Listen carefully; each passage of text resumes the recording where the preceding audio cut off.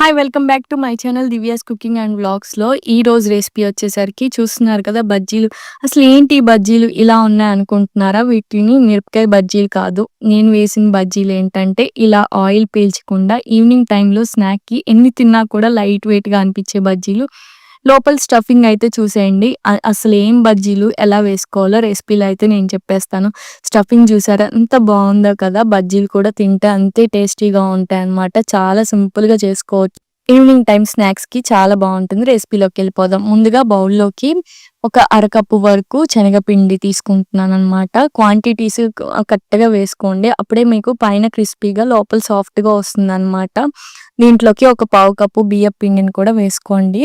ఇందుట్లోకి రుచికి సరిపడంత సాల్ట్, అలాగే ఒక పావు టీ స్పూన్ వరకు పసుపు, అలాగే కొంచెం అంత కారం, కొంచెం లైట్‌గా ఒక పావు టీ స్పూన్ వేసుకోండి సరిపోతుంది అది కూడా. ఒక పావు టీ స్పూన్ వరకు బేకింగ్ సోడా వేసుకోండి. లేదంటే సోడా ఉప్పు వేసుకున్నా సరిపోతుందనమాట. ఇవన్నీ బాగా మిక్స్ అయ్యేలా మిక్స్ చేసుకోవాలి. ఇంతకీ ఏం బజ్జీ వేస్తున్నానో తెలీదు కదా! ఇప్పుడైతే రెసిపీ చూస్తారు కదా! మీకే తెలుస్తుంది. దేనితో వేస్తున్నాను ఈ బజ్జీ. మిరపకాయ బజ్జీ కాకుండా స్టఫింగ్ వైట్‌గా ఎందుకుందనేది మీకే అర్థమవుతుంది. కొంచెం కొంచెంగా వాటర్ వేసుకుంటూ బజ్జీకి ఎలా అయితే మిక్స్ చేసుకుంటాం బ్యాటర్ అదే కన్సిస్టెన్సీలో లమ్స్ ఏం లేకుండా చక్కగా మిక్స్ చేసుకోండి. ఈ విధంగా అయితే కన్సిస్టెన్సీ ఉండాలి. మనకి బ్యాటర్ అయితే పక్కన పెట్టేసుకొని ఇదిగోండి మన మెయిన్ కోర్స్ అన్నమాట. లోపల పెట్టే స్టఫింగ్ ఇదే అన్నమాట ఇడ్లీలు. ఇడ్లీలతో బజ్జీలు ఏంటా అనుకోమాకండి. చాలా బావుంటాయి. ఆయిల్ అస్సలు పీల్చవన్నమాట. డెఫినెట్‌గా ఇలాగ ఇంట్లో ఇడ్లీలు మిగిలిపోతూనే ఉంటాయి. ఈవినింగ్ టైమ్ అయ్యేసరికి చల్లగా అయిపోతాయి కదా! ఈసారి ఇలా ట్రై చేయండి. స్టవ్ వెలిగించుకొని, కళాయి పెట్టుకొని, డీప్ ఫ్రైకి సరిపడంత ఆయిల్ వేసుకొని, మీడియం ఫ్లేమ్‌లో ఆయిల్ అయితే హీట్ అవ్వాలి. ఆయిల్ హీట్ అయిన తర్వాత కొంచెం అంత శాంపిల్ కింద ఇలాగ పిండిని వేసుకోండి. పిండి పొంగి పైకి రాంగానే లో ఫ్లేమ్‌లో పెట్టేసుకొని, ఒక్కొక్కటిగా ఇలాగా ఇడ్లీని డిప్ చేసుకుంటూ వేసుకోండి.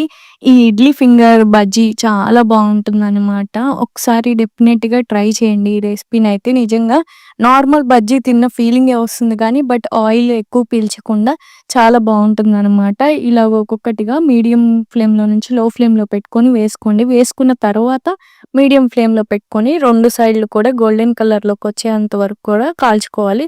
వేసుకునేటప్పుడు మాత్రమే లో ఫ్లేమ్‌లో పెట్టుకోండి. ఒక్కసారి కళాయి నిండా వేసుకున్న తర్వాత మీడియం ఫ్లేమ్‌లో పెట్టుకొని ఈసారి ఎప్పుడైనా ఇడ్లీలు మిగిలిపోయినప్పుడు డెఫినెట్‌గా మస్ట్ ట్రై రెసిపీ అని చెప్తాను నేనైతే మాత్రం. ట్రై చేసి ఎలా ఉందో కామెంట్ సెక్షన్‌లో కామెంట్ చేయండి నాకు కూడా. సో, ఈ విధంగా అయితే ఫ్రై చేసుకోవాలి. కలర్ అయితే ఇలాగ మంచిగా చేంజ్ అయినప్పుడు మనం ఇవైతే తీసుకొని పక్కన పెట్టేసుకొని మిగతావి కూడా అలాగే ఫ్రై చేసుకుంటే సరిపోతుంది. లో ఫ్లేమ్‌లో పెట్టుకొని వేసుకోండి. లేదంటే పైన మాడిపోతుంది. లోపలంతా కూడా అలాగే ఉంటుంది. ఆల్రెడీ మనకి లోపల ఇడ్లీ ఉడికే ఉంటుంది. బట్ ఇంకొంచెం క్రిస్పీగా రావడానికి ఇలాగ లో ఫ్లేమ్‌లో పెట్టుకొని వేసుకోండి. అప్పుడే చాలా బావుంటుందనమాట. ఇవన్నీ కూడా ఇలాగ వేయించుకొని పక్కకు తీసేసుకొని పెట్టుకొని సర్వ్ చేసుకుంటే ఈవినింగ్ టైంలో పిల్లలకి కూడా ఇడ్లీలంటే ఇష్టపడిన వాళ్ళు కూడా ఇలాగ స్నాక్ చేసి పెట్టండి. వాళ్ళు కూడా ఇష్టంగా తింటారనమాట. అంత బావుంటాయి ఇవి. కలర్ చూసారా ఎంత బాగొచ్చినాయో. ఈ విధంగా అయితే చేసుకొని దీని మీద చాట్ మసాలా జల్లుకొని గనక కొంచెం ఉల్లిపాయ ఏదన్నా కావాలంటే పెట్టుకొని సర్వ్ చేసుకుంటే చాలా టేస్టీగా ఉంటాయన్నమాట. ఈ ఇడ్లీ బజ్జీ అనేది.